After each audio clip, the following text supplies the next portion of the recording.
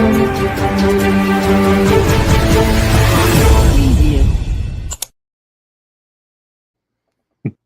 evening, Pittsburgh sports fans.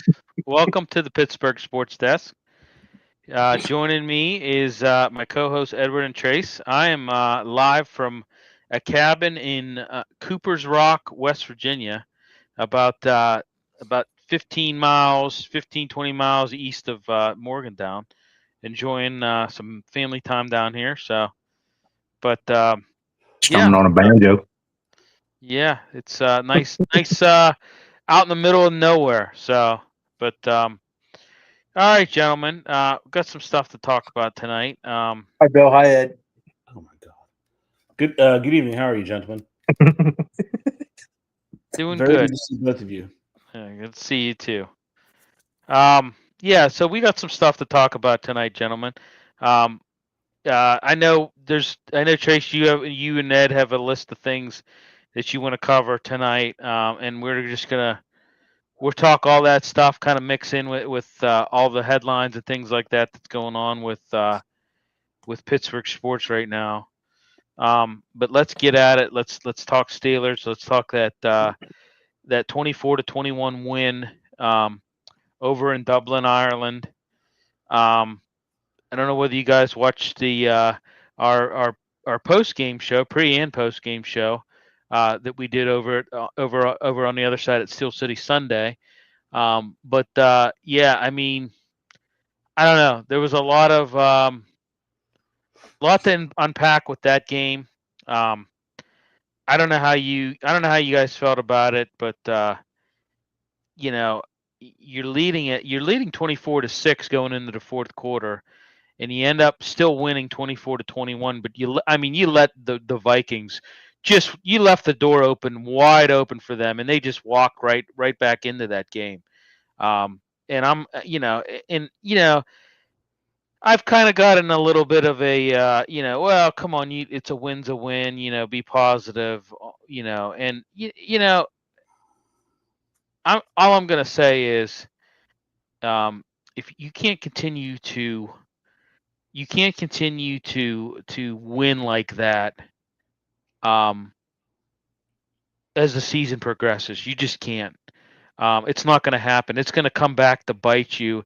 It's going to come back to catch up with you sooner or later. It is. I mean, you can't keep winning like that.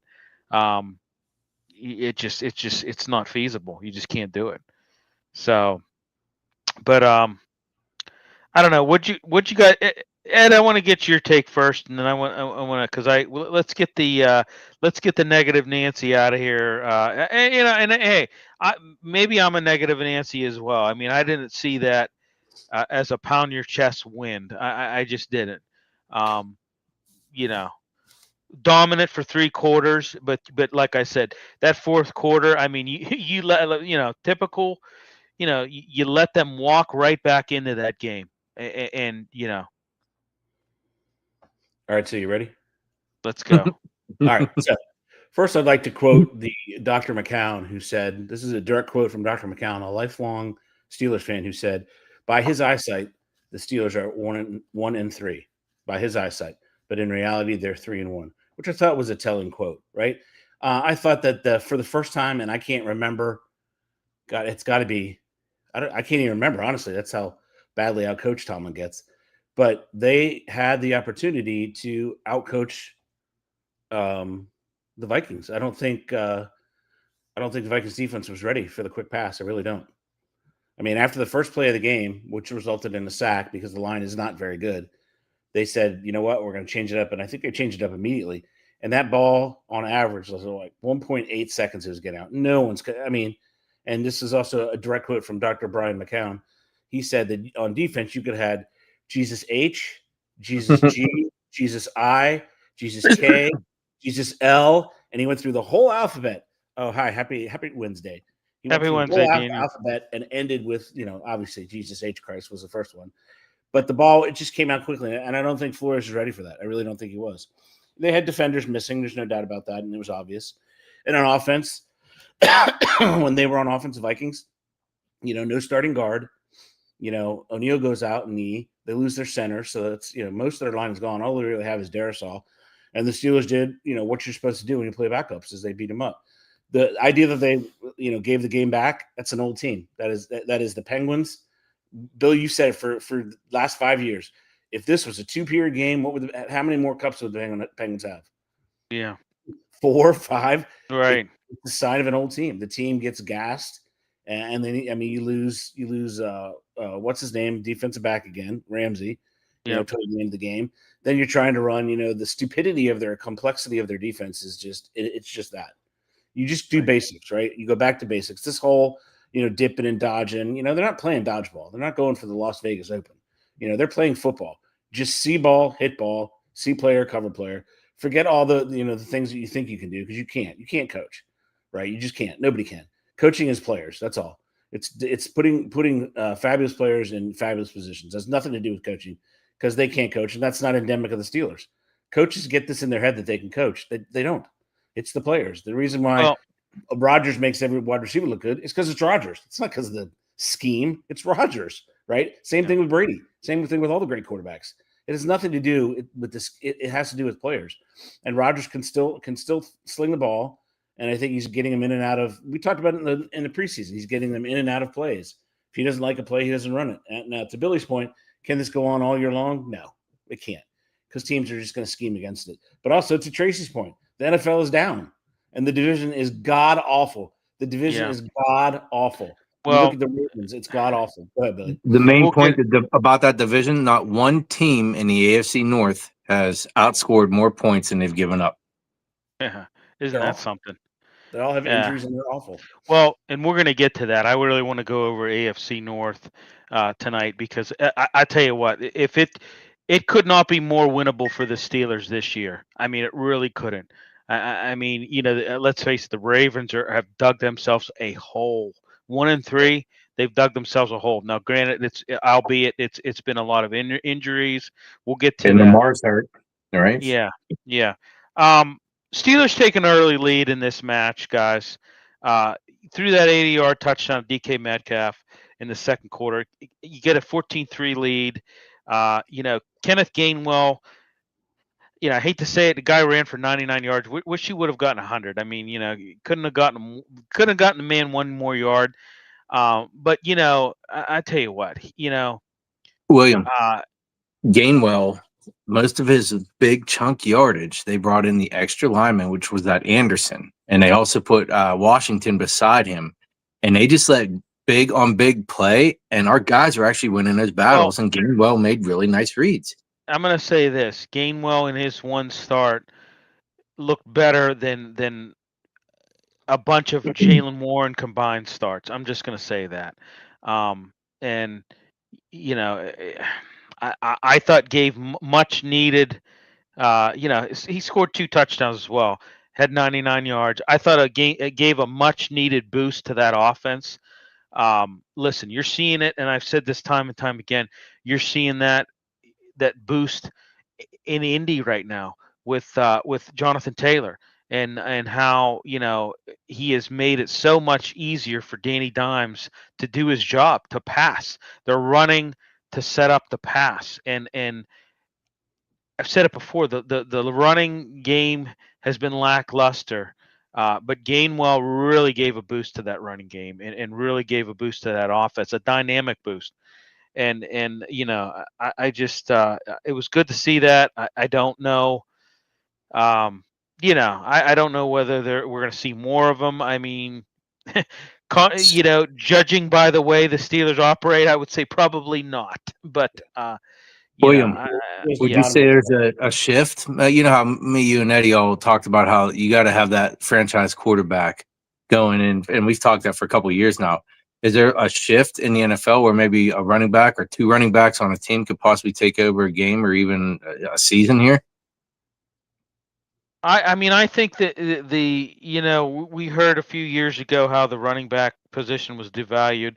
I don't think it's more. I don't think it's been more important than what it is right now, and I really believe that. And I think a lot of that was Saquon Barkley. I think that really kind of put the put the running back position back on the map for a lot of teams and a lot of offenses.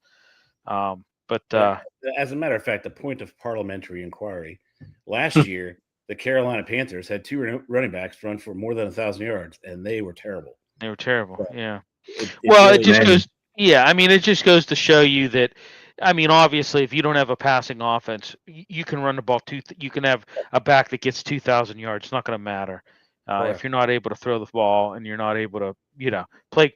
They were terrible defensively too. So I mean, that's But when you look at the Vikings, Carson Wentz, I mean, hey, give the guy credit. He mounted a pretty furious fourth quarter comeback. I'm gonna give the guy credit where credit's due. He scored 15 unanswered points and really cut that deficit to 24-21 with 2 minutes and 8 seconds remaining, guys. So, the defense held strong. My point is it shouldn't have gotten to that point. Okay. Should not have gotten to that point. Another thing I thought was bad decision that Tomlin made, should have kicked that field goal. I thought that was, you should have done that. No, woulda, coulda, shoulda. You didn't. You still won. But listen, like I've said before, you cannot continue to keep, giving up fourth quarter leads like that. You cannot and expect to win. It's just not going to happen. So. Well, that shows that they were able to quick strike, right? If I'm not mistaken, our offense with Rodgers is one of the more proficient in the red zone this season, right? With that, they struggle between the 20s, like from 20 yards down to 20 yards. If they could actually sustain a drive in the fourth quarter, the defense wouldn't be on the field that much to give up that many points. So it's not just the defense doing that. The offense was not moving that ball down the field and was punting right back to him, giving that team field position to come back at our defense. Right. No, I agree. I mean, it was a systemic, semi-failure, as a whole, collectively. Trace, I want to talk. You talked about O-line. O-line's better. I would agree too. I think the O-line is. Listen, it's still not where it needs to be, but I think it's better. He only was sacked twice.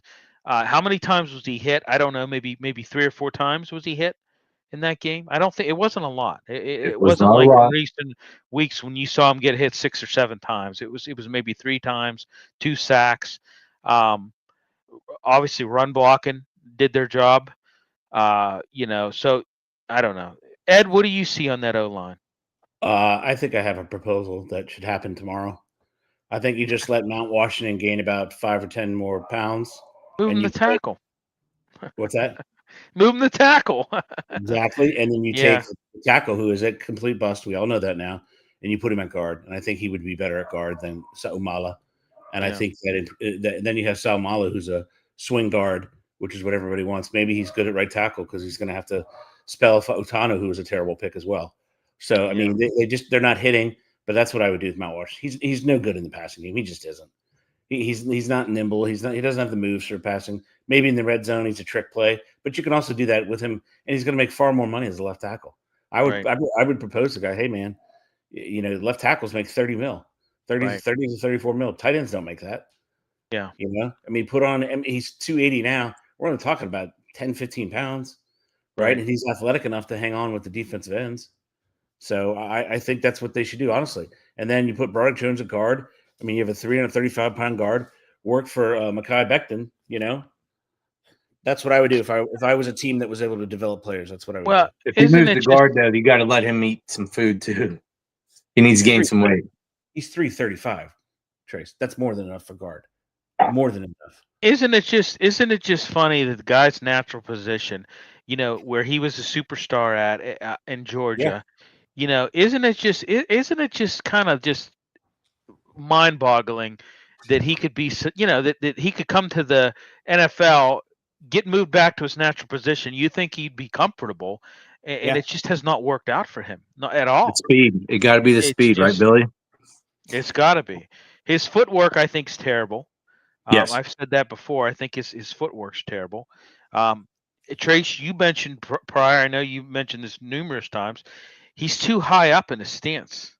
Absolutely. He's too high up in his stance. He doesn't use, he's not like a hunch down, shoulder width apart, base type guy, where you need, he needs to take some advice from some of these wrestlers like Zach Frazier that are, on the line that have that base and are, these ex wrestlers that know about leverage and how to use it to your ability and how to Well, how use it about to just your watching advantage. film on? How about Tony Munoz, right? Jonathan Ogden. Okay. How about Tunch Ilkin? Go watch some film on those guys and watch how they did it. Right. Yep. Or just watch his own friggin' film and correct it. Yeah. I mean, they superb. just anybody that can. They have no coaching. Come on. I mean, seriously. The lip sweater's done okay this year, but there's really it's not a robust staff. It really just isn't. All right, let's switch to the other side. I know you wanted to talk D overall. Better but spotty is what you had put in the topic comments. I would agree with that. I think that they were better. I think for the first 3 quarters, they were good. They had a plan how they were going to stop Carson Wentz. In that offense, they executed that plan. I thought pretty well, but I thought and Ed, I know you're going to probably harp on this as well. I thought in that fourth quarter, it's an aging defense that just got tired. It got tired. They got, you know what I mean, and they just, and you can't do that. You cannot do that. It's not 3 quarters of football. It's 4. And you like I said, I didn't really look at that as a as a feather in your cap, boy, we really got him today, boys, type of game. I looked at it as, you know what, you played really good 3 quarters of football, but that final quarter, you let them right back in the game. And as luck would have it, you were able to win it, but 1 or 2 things bounce their way, and guess what? They would have won that. They would have won that game, and you'd be sitting at 2-2 instead of 3-1 right now. I mean, it's also when the new defenders come in, they have to go to base coverage. Don't be stupid. Don't have people try to communicate. They don't normally do it during the week. I don't care what they say. They are professional athletes. However, you cannot expect them to do complex communications, right? Passing players off, doing this, doing that. Run your stupid base coverage and win the game. Just that they don't have the ability to do that. Tomlin he refuses to change anything. It's his way or the highway. That's why I don't see it any different than any other year. This reminds me of the year when they were 11-0, and that nameless team came to town and beat them, and then everybody's like, "Oh, all you have to do is sit back." You know what? I would, yeah. You know what? It was crazy. That was one of those. That year, your Washington team, they beat the Steelers. That was their first loss in that season. That was their first loss. Yep. And I was listening. I forget who I was listening to. And I think it was a fan. They went 1-5 to start. Correct? And they ended up winning the division. There was only 2 times in the NFL where 1-5 team starting 1-5 won a division. It was that, and I want to say it was the 80. I want to say it was an 80s Bengals team that went 1-5 and ended up winning their division. So, but I just thought that was kind of. Well, they won the division at 7-9, so that's not really that great. Right. Yeah, right. So yeah, but that's the kind of team it reminds me of. And I'm not alone. The Super Bowl odds have not gotten better. Yeah. I mean, they're not getting any better because Right. people know that and they have the benefit, like everyone else does, and we'll get to it, of playing, backups. Yeah. So. Right. Listen, guys, we know Rodgers can still throw. We know he can still make the throws. He's still accurate. He can move around a little bit even. He's going to make this team, I think, I think he makes this team better just by him being in there. He does. Okay. You can say what you want to say.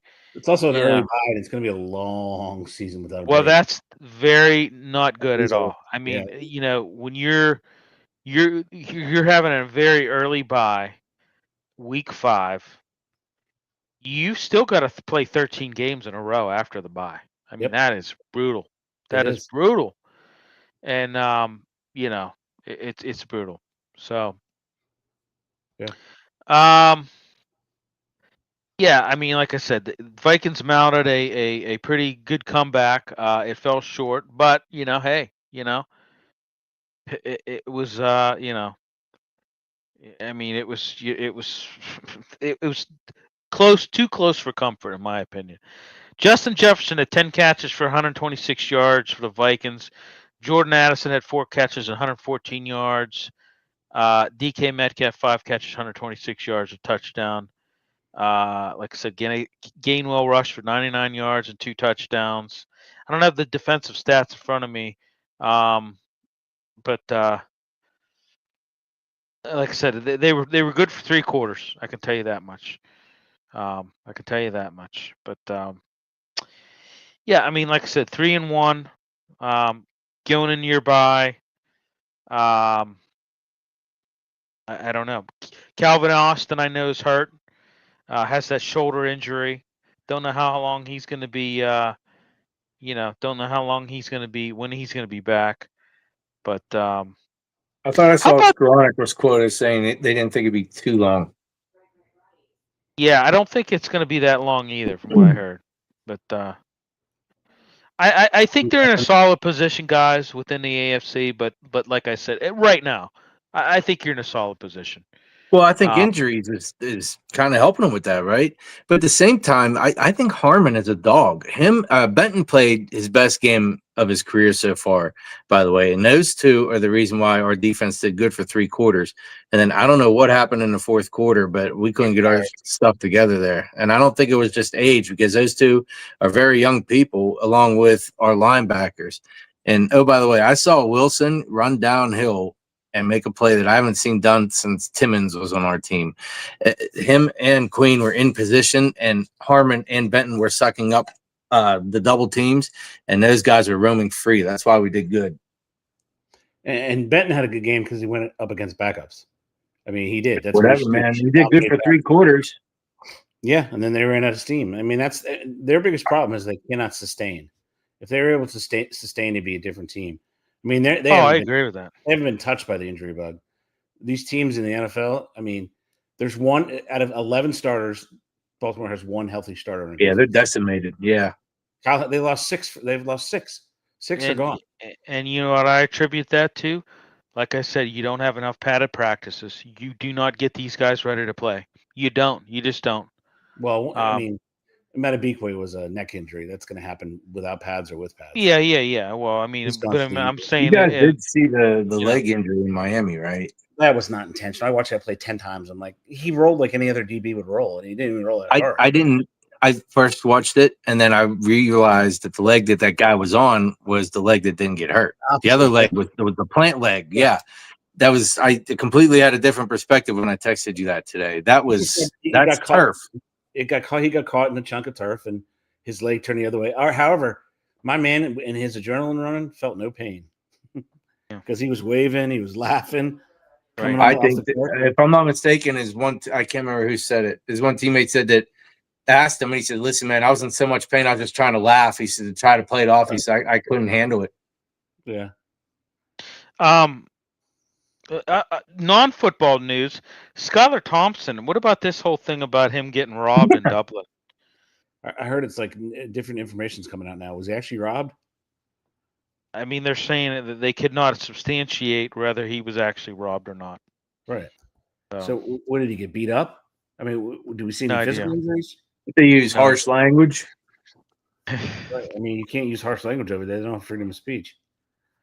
But was he really robbed? They're still we don't know. Yeah. So Rogers said, "What's he like most about Dublin? Guinness on tap," he said. Which I do agree. Even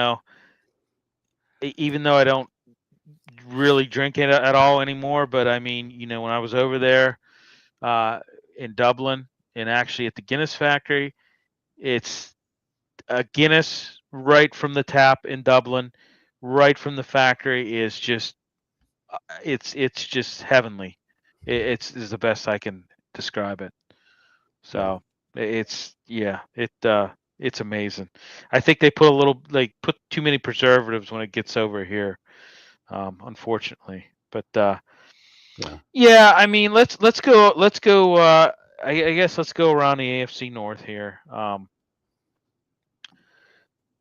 mean Bengals. I mean 2-2. You lose to the Broncos. You know, I mean that team is just decimated right now. Browning's taken over. But the offense has struggled. I mean, you only mustered 3 points against the Broncos for crying out loud. It's a staggering, sputtering offense with Browning at the helm. Yeah, it's unfortunate because you can't really waste years in the NFL, but they should go out and get a quarterback. There's no reason why they shouldn't. Well, and I tell you what, as Zach Taylor's saying he's still committed to Browning. I agree. I think they probably need to, look before this really gets out of hand. I mean, you're 2-2, but I mean, really, this could really get out of hand. Yeah, what if you go, I think I've heard. Yeah, I've heard some analysts say this as well. They said the offense for the Bengals is just too complex for Browning. The scheme is just difficult for him to learn on the fly. Not necessarily on the fly, but it's different when he's the backup taking reps as opposed to the first teamer taking reps in there. And so I know, Ed. There's speculation. Should they consider trading for a quarterback given Burrow's injury? Because let's face it, he's probably not going to be. He's out. What? He's done for the year. Is there any chance of him coming back like towards the end? Like we're talking like late December. It depends on their record. Yeah, it really depends on their record. I mean, that guy. It's unfortunate, but. He's is he just injury prone, which is horrible because he's an incredible talent. Right. When he's healthy, all they do is go to championship games and Super Bowls. Billy, what was Coach Knowles' advice on being healthy? Well, if you can't make the club in the tub, is what he used to say. That's it. So yeah, but I mean, he's injured a lot. Yeah. So out of his career and goofy injuries too. This was. I mean, the Bengals are in trouble. No, just they're in trouble. Yeah. I mean, they're in trouble. I don't know why you would not just go get an arm. I mean, I think you should at this point in time. After that performance against the Broncos, you were able only muster up a field goal. I think you ought to think seriously about going out and getting a quarterback. They are one of the better. They are probably one of the best defenses in the NFL, though. In Denver. Yeah, agreed. But I mean, that's just still though, Right. I mean, it's professional football. Go get a quarterback. Yeah. But it also harkens back to the stupidity of the cap when the only way you succeed in the NFL is if you have a quarterback. Right. And then when it comes time to pay the quarterback, you can't succeed because the cap is geared to not succeeding. And all the Eagles are geniuses. No, they're not. All they're doing is kicking the can down the road. That's all they're doing. Yeah. They backloaded. I mean, Hurts has got a year at like $97 million or something. They're never going to pay him $97 million. Right. No, we've said that before. It's just kicking the can down the road. That's how you're able to have the success. Right. You're going to pay for it. You're going to pay for it at some point in time. They got to pay those two tackles, and they're $30 million tackles. Right. You're going to pay for it at some point in time. So yeah, I'm happy to have a problem. Baltimore Ravens, 1-3 after the loss to the Chiefs, riddled with injuries. Lamar Jackson did not practice today.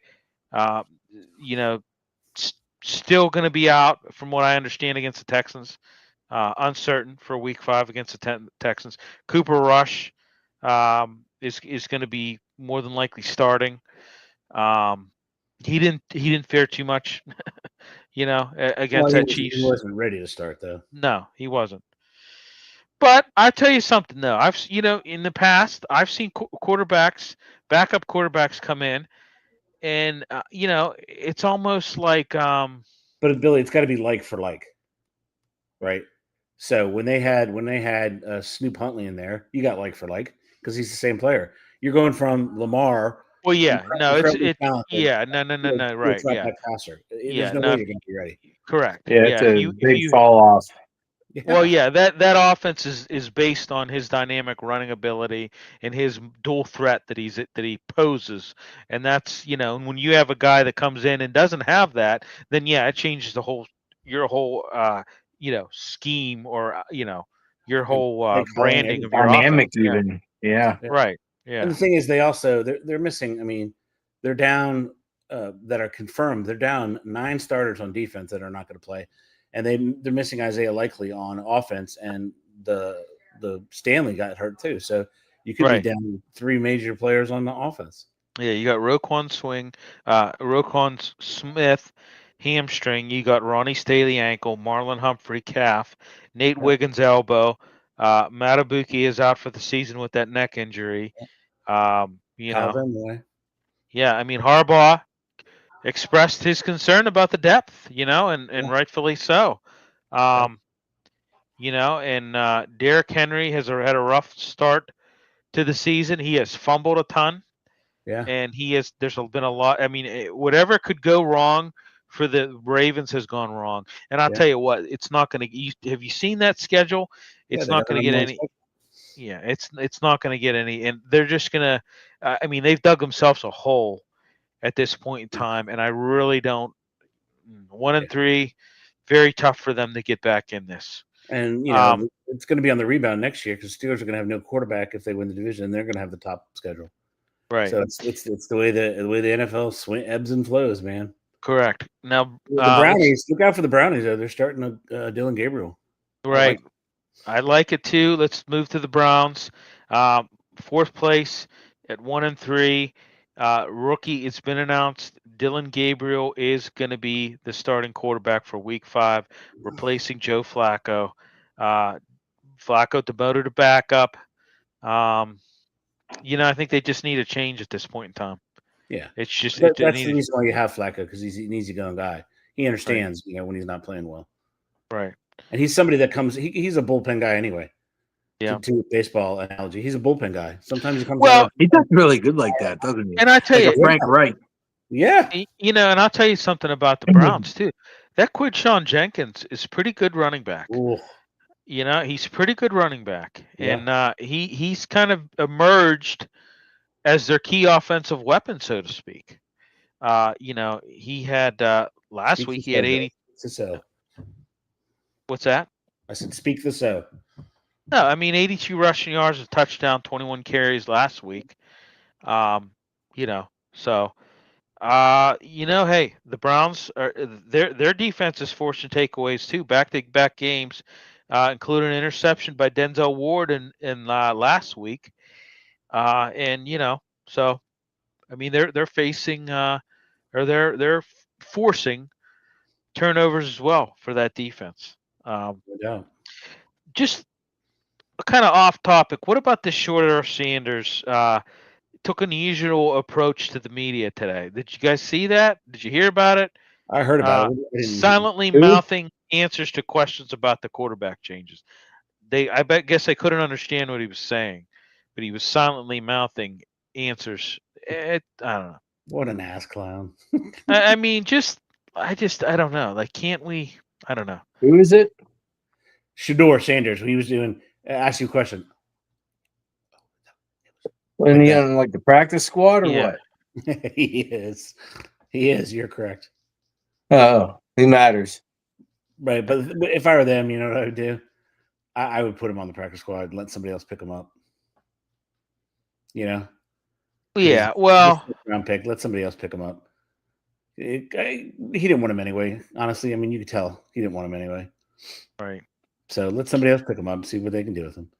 All he's ever going to be is a journeyman. He can't play the sport. Not at a high level yet. He just can't. Well, Yeah. Wasn't Kenny available? Maybe he can go over and play again. No, what's his name likes him in the Raiders. Really, really likes him. Pete Carroll. Is he playing for them? Not yet, but Pete Carroll really, really likes him. Really? Pete Carroll likes him. He likes those kind of guys. Yeah. So small hands. Super Bowl winning quarterback. I mean, cabbage. I don't know what else you can tell you. Yeah, you know what? The water boy's a Super Bowl winning water boy too, Ed. So, yes. They all get rings. So does the secretary. Yeah. That's still more rings than all the Steelers. I mean, but you took a couple snaps. Not this year. That was all you did. Rings. You knelt. That was all you did. You didn't do anything to contribute to the Eagles winning. So, all right. 2 defensive rings. That's 2. Yeah. Let's transition to. I want to talk Pitt football here, but let's. Wait, hold on. I have a prop for that. Give me 1 second. Keep going. All right. Oh, is he going to get the PP? I got my prop ready. Do we want to talk Pitt football now, or do we want to talk Pirates and Penguins and then get to Pitt football? Well, the Pens are winning 2-1 right now against Buffalo. Yeah, and I tell you what, they open up the season next week, Tuesday. The soapbox is ready. Whenever you're ready, Bill. Okay. All right. Good. Okay. Fire away. Let me go. Yeah, let's do it in order. Let me talk. Let me get on my soapbox. Okay. Let's talk Pirates. This one's for you. Okay. Let's talk Pirates. Ended the season this year, 10th straight year, missing the postseason. 71 wins you had this year. Down from what we all picked them. I mean, that was cut down considerably, right? I don't know. I think ours was always either 77 or 78, and it's been that way for years. That's been our over/under. I look back. There's no way we could have seen that coming, though. The pitching was better this year. Yeah, this year we said 77 over/under. So, I gotta say, surprisingly, you announced that general manager Ben Cherington is going to be back. I wasn't too surprised about them, making Don Kelly, pulling the interim tag off him and putting him, there. I thought they were going to do that as well. But why on earth are you bringing back Ben Cherington? This I tell you, what an absolute joke. And then they have the audacity to come in and make up all these excuses for why they were terrible, why they were worse than what they were the previous year. We're really looking forward to 2026. You know what? Well, you may be, but nobody else is. Okay, the fans definitely aren't. I mean, it's just unbelievable. Donnie Kelly had his contract extended. You know what? That's a tough task for him, man. I'm just, they moved on from pitching coach Oscar Marin as well, and third base coach Robello. They moved on from him as well. Yeah, because you lose 91 games and you're going to continue to retain Ben Cherington. 71 win performance. You're mathematically eliminated in practically in June, and this is what you're gonna bring back here. I'm excited. What do you guys think about? Do you think Skeens goes to him and says, "Get me out. Sorry, I'm not doing it anymore"? How long before he says that? After next season, or he could just refuse to play. He's got plenty of money. His girlfriend's loaded. Yeah, but I mean, he's not trading me right now, and he hangs up the phone. He won't do that. He's not going to do that. That's not going to happen. I don't know, because he knows his pay is coming. His agent might do that.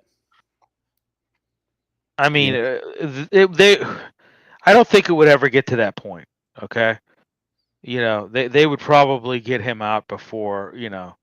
I mean, that would have, to me, that's like a drastic measure, right? That's like, But they'll do anything to get out of Pittsburgh. I mean, Honestly. Well, we've never seen it in baseball. We've seen it in every other sport. You just pout until you get your way out. We've never actually seen that in baseball. He could be setting the precedent, be like, he's not that type of guy, though. I mean, I know. Eddie, I know what you're saying, but you're worrying about the wins and losses. He might win the Cy Young here with the ERA he had, regardless of how bad a team was. Like, I don't think he's that unhappy, other than the W's and L's. It's about the ship, man. It's about the ship. If they're not even close to it, they don't even know what that word means. I got that part, but he's still having success with what he's doing in his craft. He's 10-10. Got it. I got that part. That he's still dominating. I'm not arguing that. 1.97 ERA is the best in the majors. Right. The fact of the matter is, what's the point? He could have a 1.4 ERA and 21 wins. He could really be setting records if he wasn't in Pittsburgh with his stuff, right? He could make history if he was not in Pittsburgh. Not disagreeing with you. I think they're only missing maybe 2 bats. They need 6 or 7 bats because they don't need 6. They would do much better with 6 or 7. See, they need 2 to get better. I disagree with 2. You need more than that because third base and left field. Trace, look at the lineups of the teams that are in the playoffs right now. Their lineups are loaded on offense. Loaded. I mean, you just listen to the Yankees. I'm not even gonna lie. just listening to the Yankees, before we came on here, and I mean, God, they're just both the Yankees and the Red Sox just loaded with guys. Loaded with tell who's on any of those teams. They must be really loaded. I mean, they have all the all-stars on their teams. I mean, that's what you need to do in baseball. This is the only time. If I were a Pirates fan, this is why I would be just exceedingly furious. This is the only time in baseball before the lockout starts next year where you can spend as much as you want. Right. You could just buy yourself championships. You could have done it for the past. Look at the Dodgers did. Just go get the best players. I'm just tired of I'm just tired of the I don't even know how to even explain it. I'm just tired of the pillow talk of the brass, just telling us, oh, it's going to get better. Trust us. There's a plan. No, you refuse to spend money. You don't care about spending money. Uh-uh. You don't care about winning at all. All you care about, and it's sad, but Major League Baseball has, they've made it so that guys like Bob Nutting can still make a ton of money and not have to put anything back into your club. And I don't, Yeah, their brass sounds like, remember Baghdad Bob? There was nothing, not even close. Bam, bam, ceiling tiles falling. They were not close. Well, Billy, they try to spend a little bit of money, right? So even if they small balled it, right? Key Brian Hayes did not work out, right? Our center fielder is not working out, right? Our right fielder not working out. They spent money in left field. That guy not working out. Like I don't know what to do with those guys. Like Brian Reynolds was an all-star, and then he fell right off. Cruz should be the lead off there, and we're missing the number 3 and number 4 hitter. And that's all we need. Move all the other guys back, and everybody else's averages will come up too. You're still off there, Trace. I mean, you 2 bats is not going to do any. 2 bats will get you maybe. When you have the pitching you do, I don't think you need to ton the ball like the Yankees do. 2 bats will get you to 79, 80 wins. That's about all that's going to do. You need 4 bats. You need 4 really consistent bats. If they could find 4 bats, they'd be like lightning striking right there. You know what I mean? I mean, I'm looking at Major League Baseball and all the top teams. They all have. We're talking 4, 5, 6. They all have a lot of bats. They all have a lot of offense and consistent pitching. And the way baseball works, inning wise, that means that they have a threat every inning. A threat to hit every inning. That's why 2 won't do it. 2's going to, if you do the math, 2's going to be every couple innings, right? Right. So that's why you need multiple. That's why all these teams succeed. If I agree, if you get 4 bats, I think you're good. Yeah, I think so. 2's not going to cut it though. 2's but what not positions then are we talking about? Because we're taking away. So we're talking first, third, short, and an outfielder. Yeah, why not? All right. What's the big dumper got? What's his contract like? I don't know. I don't either. But go get the big dumper. He's got 60-some runs at catcher. I mean, the players are out there. It's to Billy's point. Every team that has a small payroll, they succeed. Tampa Bay succeeds every year. Every year they're at or above 500 every year. They don't have the greatest, but they're able But they to do still it. outspend the Pirates by millions of dollars. So let's just, They do not. Right. They Great don't. point, Billy. Hold on. Just wait. Keep going. I'll give you their payroll this year. You'll be shocked. Do it, Eddie. I believe the Pirates have a greater payroll than the Marlins do. I'm sorry, than the Rays. No, I don't think so. It's coming. The internet's slow. It's slow. Come on, internet. Come on, internet. You have to give it some. The Rays payroll was 78.8 million. And the Pirates are 100. 84. Let me get to the. Billy, we're getting close to your s'mores time. Yeah, it was 84 million, 84.4 Pirates payroll. And what are the 78? That's surprising. That's surprising. That is shocking, isn't it? Yeah. I told you guys it can be done. And what was the Rays? What was their record this year?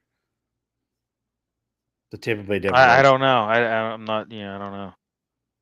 They were down a little bit this year, 77 and 85, which is well. I mean, yeah, they're not a playoff team, so the point really doesn't is a. Look at the Miami Marlins. It's kind of an empty point. But look like a moot point. Miami spent the least, and they got 79 wins, so it can be done. And neither one of those clubs has the pitching that Pittsburgh does. Is the other point. Well, yeah, that's true. And they don't have hitters either. The point is, you can. Well, and that's all the more reason why you should fire Ben Cherington, because Exactly. you've spent more than these teams, and you've failed worse than them. Okay, and you have better pitching than all of them. So that's that. Ben Cherington. This is 6 years this guy's had to turn this around, and his hands are tied because Yeah. Mr. Krabs, who runs the Krusty Krab, is your Krusty Krab, dude. Yeah. So, but it's just. You also look at Cleveland. Cleveland is only at. I'm looking at Sport Track, and they have the Pirates at 105, but the Cleveland Indians are only at 126, and they got 88 wins. Right. So, and they're in the playoffs, so it can be done. It's just to your point, Billy. It's the brass. Yeah. Well, it's just incompetence. Yeah. And it's just Cherington is incompetent. He's totally incompetent. So but they like incompetent guys. They like guys that All right, let's talk Penguins. I know they got a preseason game tonight. Season opens up Tuesday. I don't know. I don't know. I mean, they're no good. Come on. Yeah, not looking too good, Bill. What'd you think about the Fleury thing? Did you watch any of that? I didn't personally. I talked to Colonel Peterson at the place, and he said it was really cool. So. Yeah, I thought it was cool that they did that. Nice to see him back on the ice with the boys again. Yeah. Didn't Ovi bring the team back out to shake his hand? I thought that was cool. Certainly did. Yeah, well, that was when he played for Minnesota. Yeah, he played for Minnesota. That was his last game last year in Minnesota. Yeah, that's when that was. The thing is, in NHL preseason, you can request to have a shootout, which I thought was cool. Yeah. Like when what's his name, the last one where he starts doing push-ups. I saw the video of it. That was kind of funny. Yeah. But you're getting, regular season starts next Tuesday. So danger close. Yeah. So I mean, it's and I mean, you're gonna have October 9th, your home opener. You've got Mike Sullivan and the Rangers coming to town. You're playing Mike Sullivan and the Rangers to open up the season next Tuesday. So I don't know. I'm not. I've got to be honest. I'm not real optimistic. But there's gonna be cheap tickets available. Yeah. The training camp's starting to wind down. I mean, you've got some decisions looming for one Dan Muse. You've got some guys fighting for roster spots. Ben Kindle's one of them. Tristan Braz, Avery Hayes, Philip Hollander, Raphael Harvey Pinard, Sam Pullian. So you've got some guys, fighting for some roster spots. Sergei Musharov, Harrison Brunicky, both of those guys I think have impressed the clubs enough that they're going to probably spend some time in AHL for further development. So, looking at some injuries, Achari's supposed to be back late in the preseason as he recovers from muscle injury. I think they said he's going to be back in the last preseason game. Blomqvist is considered day-to-day with a lower body injury. McGroarty is dealing with an upper body injury and has his status yet to be determined. Tanner Howell, recovering from ACL surgery, has no timetable for return. Bill Zonin, lower body, and Peyton Kettles, upper body, are sidelined with injuries. And like I said, you open your regular season against the New York Rangers, Madison Square Garden, October 7th, next Tuesday. So let's get at it, boys. It's it's that time of year. All right, let's talk Pitt football. Lost ACC opener to Louisville. Holstein, current starter, but did not really secure his position. Got benched late in that game.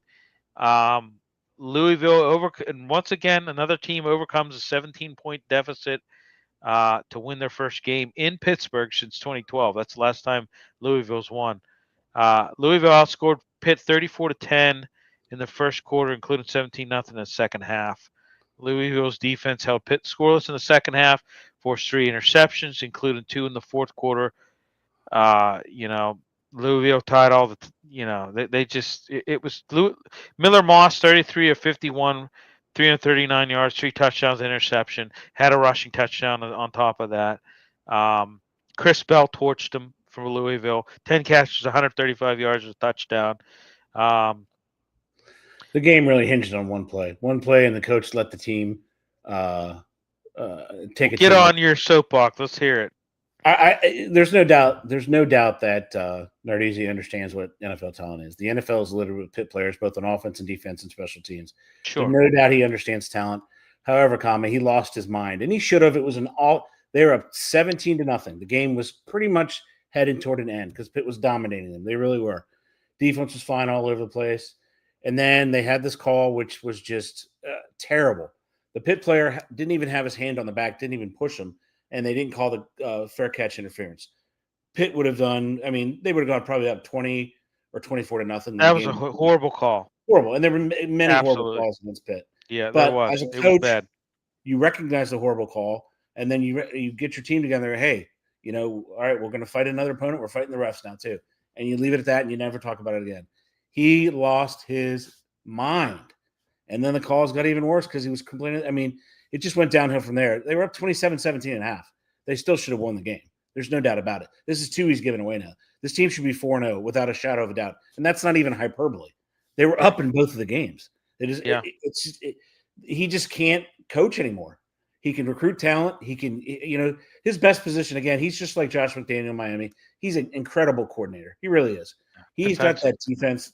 And these are no names defense, guys. These aren't names, right? Right. He gets them, and they are literally flying around the ball. One of the best teams athletically. That number 3 linebacker, Billy, holy smokes. Yeah. When he took that to the house, oh, my goodness, that guy can fly. He shouldn't be put that long. After that play, I guarantee you, a Bama or somebody. And the final point, you look at a team that's in their conference, Virginia Tech, right? They fire their coach, okay? And then they said, you know what? We're gonna put $57 million into athletics. And then they said, you know what? Forget that. We're going to go all in. $240 million extra they put into their athletic program, right? Past the board of trustees, they're going to have money for NIL. Pitt has got no money, right?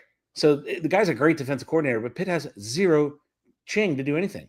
They don't have any money. Well, and they're just going to keep losing. The guy, he can coach defense, and man, does he have players. He really just does. It's just the fact that they can't win anything else. They're done. Right. No, and listen, you're you had 2 weeks to game plan for this game too. I mean, beat him in the first half. Unfortunately, it's 4 quarters. Right. That was bad. It's a recurring theme around here, isn't it? Yeah. Every team. Well, I agree with you, Ed. I mean, he lost his ever loving mind with those bad calls. and the refs were just like, okay, well, if you're gonna act like a psycho here, we're just gonna continue to ref the I mean it was they're humans too. Yeah. Yeah, and I I totally mean, agree with you, Billy.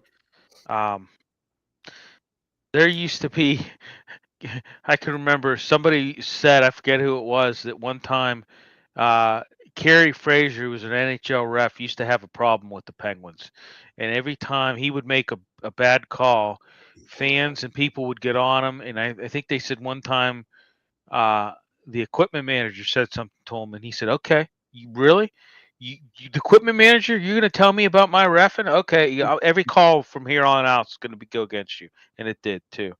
And that's just so. They got Boston College up, Saturday. Boston College is terrible. Pitt's a 6.5 point favorite, but honestly, Eagles are 1-3. But I mean, honestly, I mean, you're I don't know. I'm not too warm and fuzzy about this No. game. I Nope. think that Billy, they should be 4-0. Period. I mean, they should be. Right. It's terrible decisions. Yeah. So do you fire him or what? Well, I don't think they're going to fire him. No. I mean, I don't know. I don't think they're going to get rid of him yet. I think he's probably going to survive this season, which is, I don't know. I like the guy, don't get me wrong, but I also kind of recognize that there's some issues there, and that they're not. I mean, like you said, they should be 4-0. They really should. They shouldn't be 2-2. I mean, those two games they lost was just self-inflicted. Yep. It was literally self-inflicted. They had the game won, and they couldn't get out of their own way. Is what it come down to. Yeah, I totally. And it couldn't get out of their own way, and they meltdown. They had a meltdown when you were up, So that there's no excuse for that. And I mean, when I say those things, what's that all come back to? It all comes back to coaching. Period. I mean, honestly, the ACC should step in and be like, "Come on, those are terrible calls." They were bad. They were very, very bad. They were, and they've had a lot of bad calls in the ACC. It hasn't just been Pitt. There's been other games where there's been some bad calls. So, but so all right, let's talk Riverhounds before we close out. I wasn't able to make it down to the game. I know Ed, you covered the game for us. Las Vegas Lights, you won 1-0. Augie Williams scoring that goal via the penalty kick in the 30th minute.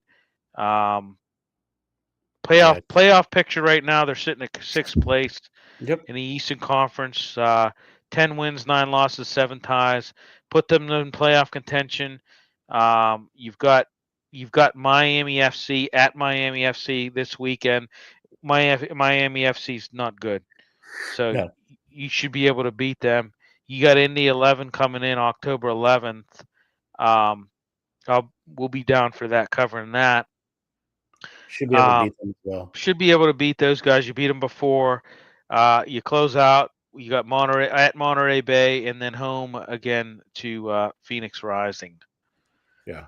So should be able to win out. Should be able to win out. I agree with that. Okay.